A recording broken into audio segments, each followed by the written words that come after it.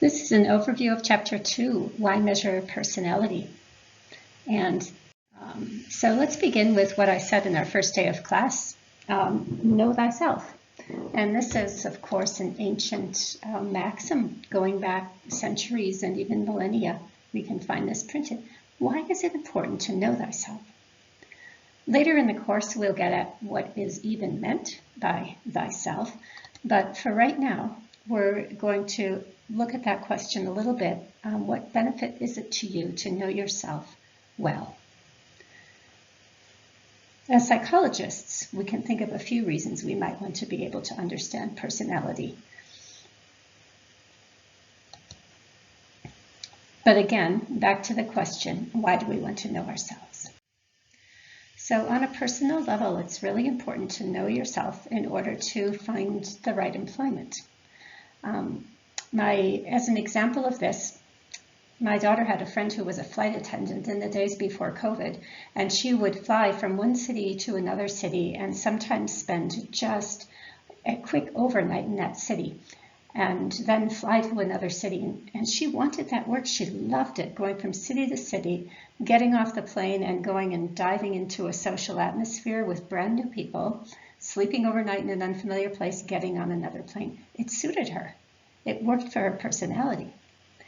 For me, when I just think of it, I shudder a little bit because the packing and sleeping in an unfamiliar place and the stress of travel, I wouldn't want to do that. It wouldn't be appropriate for me because of my personality. And it was appropriate for her because of her personality. And these are the things we can make the right choices in if we know ourselves. We can study suitable topics. Now, just because you struggle at something doesn't mean you shouldn't study it.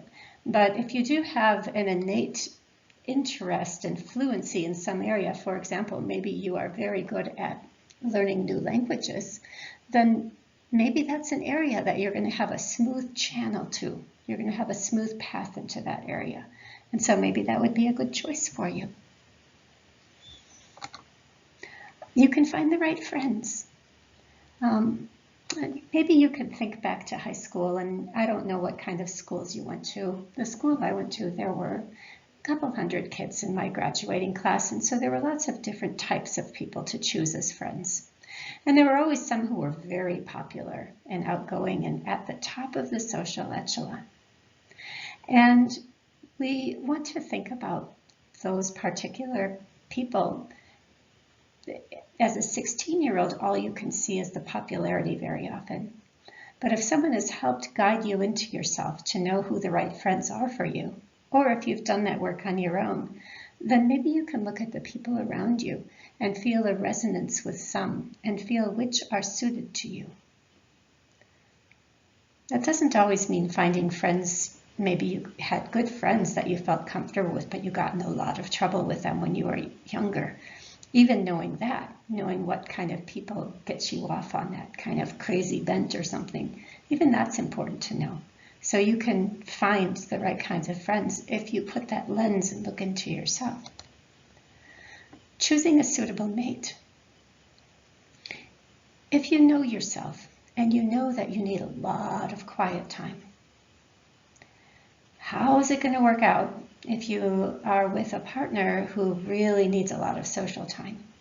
Are you guys going to be okay? It's not to say you are or you aren't, but if you're aware of this really key and critical difference, maybe you'll be able to find a mate that matches you that way. And if you don't have a mate that matches you that way, maybe you can take the time to proactively compromise and work it out. But knowing yourself is a big piece of that. Identify suitable environments. Is it right for you to live in a city? Is that going to be healthy for you? Or are the things that you need for well-being and peace and hosho, are they outside of the city? Do you need to be in nature? Do you need to have more space around you in order to be healthy? So where should you live? Does the fast pace suit you? Do you need to be sped up? Is that really good for you? Do you like to be in that environment that's rich with people from other cultures and all of that anonymity? Or do you really feel better suited to a more rural environment. And sometimes you can't really know yourself without trying different things. Give them a good, honest try too. Because very often, if you grew up in a place like Teli, where I am now, you might feel that this is the right place for you because it's comfortable and because you're used to it. And if you go to a city, at first you might feel really stressed out and not like it. But give it 6 months, give it a year. And once you're used to it, then you might be able to discover what both environments have to answer and have expanded your own lens of understanding on yourself.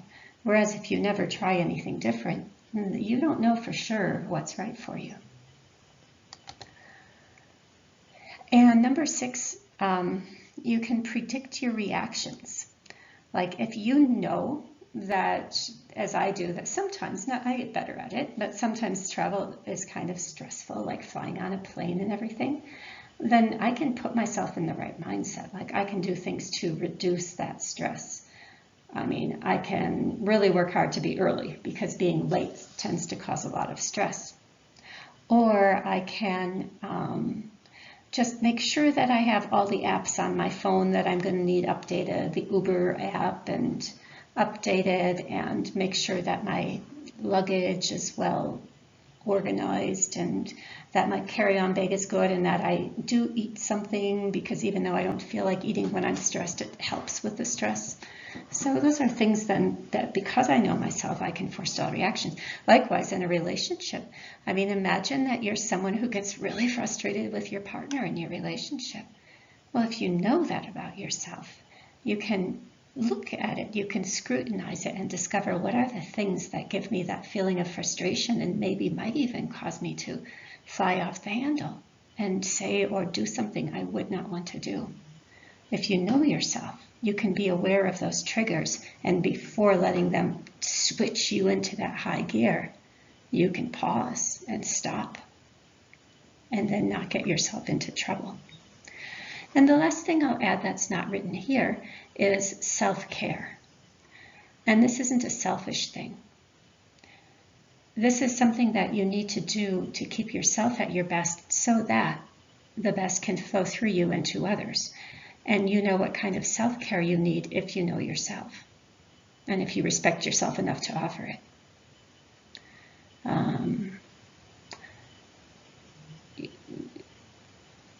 My daughter needs to walk, and I am just like her. I need to walk a lot. It's my stress reduction, and I need to have a lot of yoga. Like I need to release stress through in a physical way, in that way. That's what's right for me. My partner needs a nap every day. That's what he needs in order for it to be right for him. My dog needs to go to bed at 9 o'clock, and she's really good at self-care, and she stays in bed all till morning, and then she needs to eat, and that's what she seems to be good at. Self-care, a cup of coffee isn't good for me. It's too much caffeine, but a cup of hot tea seems to be really good for me. Good enough, okay? Is coffee good for you? Do you drink it because everyone else does and ignore that jittery feeling that you get? Or is it really literally good for you? It helps you focus. So know yourself. Admit that you're different, you're unique. Find out about yourself. All right, and that will give you greater happiness in life. So a little bit more, mate choices based on personality. There is some research we'll look at later in the semester that some similarity in some personality traits predict relationship happiness. And these are all just studies and correlational studies at that, but we'll be looking at these things in this course. And you should know that these personality measures, if you go into dating services, many of those services are using personality measures to match people, using these algorithms or formulas. And then assessing others' personalities. Well, if you're a counselor, you'll want to know your patients or the children you're working with or whoever you're working with, because you can't assist them otherwise. You know, you need to get a sense of them, and the more objective your sense can be, sometimes that's better, because we can all form first impressions that are inaccurate. So it also is beneficial because measures might help us to identify potential risks, like someone whose personality lends them to be vulnerable to abuse. They have like a victim personality. or addiction, or to be an abuser. Sometimes we can understand these through personality measures. Or we might want to use a personality measure to determine whether you're likely to be successful in a particular school you're applying to. You know, would you be, if you're going to a big graduate school, for example, which one is more likely to fit your personality and allow you to be successful? These might be funny personality tests to help screen employment candidates and find the best person to hire. I imagine that if you've lived, I don't know for sure, but I think that if you've lived in the Navajo Nation all your life, you would be known, and you would be known by your kin and by your clan, and so this wouldn't be something that's done. But in the big urban anonymous world that certainly that I grew up in, you don't know anybody. And so how do you know whether someone's going to be a fit for your company or serve well or stay a long time or be able to do the things you need them to do?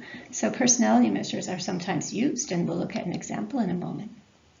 And maybe once you have a job, how are we going to, once you work for a business, how are we going to put you in the job you're best at? Would you be best organizing the accounts in the background? Or would you maybe be a little better out on the floor with the customers, or maybe doing the physical work out and back? So these are just some examples. A lot of universities now are using personality tests in addition to the other measures that they take, like your GRE scores and things like that. And each university seems to look for different things. Like some said, adaptability. Can you make yourself change enough to fit into the new environment? Ability to overcome frustration and deal with setbacks. Ability to relate well to others. Self-control. Curiosity. This seems like a big one. Intellectual curiosity. Are you intrigued by ideas? Grit, persistence, tenacity. If the first person says that's not a good idea, do you give up, or do you push forward and work on it if you really believe in it? And conscientiousness. How much do you attend to detail? And I put a little link here to an example of a news story outlining this. Hiring decisions based on personality. This used to be really common. Back in the 1950s to 1970s, this is a quote from an article that describes IQ tests, math tests, vocabulary tests, professional aptitude tests, vocational interest questionnaires, Rorschach tests, a host of other personality assessments, and even medical exams were all used regularly by large companies in their quest to make the right hire. But later, they started to use more informal decision-making and stop all this big testing, because nowadays people don't stay at jobs for very long. And so higher turnover made it less profitable to invest in finding just the right person. Back in the 50s, someone might get a job and stay there for their entire career, but that's no longer the case. And the results weren't good. They didn't always predict who would do well. But now we do have, in this technologically driven age, we have new ways that are emerging, and I thought you'd find this one interesting. Hiring decisions based on video games. In these cases, we're using big data. And what do we mean by big data? These are really huge data sets. So imagine a data set like a spreadsheet that has exactly what your video game character is doing for every second of a 30-minute game. So you figure 30 minutes in a half hour and 60 seconds in every minute, and that's a data set for every candidate that has every second of data. So big data, we now have the power to analyze that. And could that data be useful? Like, what do you do in a video game?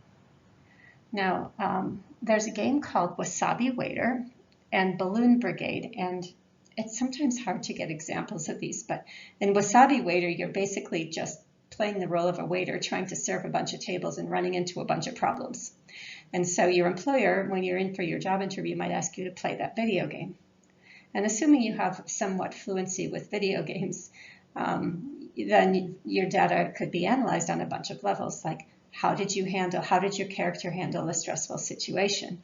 Did they start running all over the place and becoming inefficient, or did they do pretty well? What kind of decisions did they make? Did they drop anything and get careless? Did they forget things? How'd they do going back and forth from one task to another? How did they do when the goals changed? Like their first goal was going to be to get this one table served, and then all of a sudden a big important table came in and they had to change. How did they do with that? How did they fit in with the social dynamics? All of this they looked at in this video game. And they're pretty accurate. So the top 10% of corporate idea generators, as predicted by this video game, were in fact those who'd gone farthest in the process. So they can actually match your personality to the type of work you might do based on how you handle this video game. So they might have different algorithms going to this last bullet for different job positions. So an algorithm is just a formula. So they might have a different formula that would be desirable for someone who is, say, going to be the administrative assistant, for whom conscientiousness might be really important. That is, being careful with details and very responsible. And maybe if they're looking for a creative designer, they might want something like mind wandering. Are they following interesting tangents and being curious? That might be a more desirable characteristic.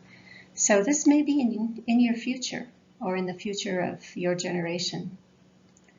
So things to think about there. Those are ways of measuring personality traits, and these are the traits that are being measured.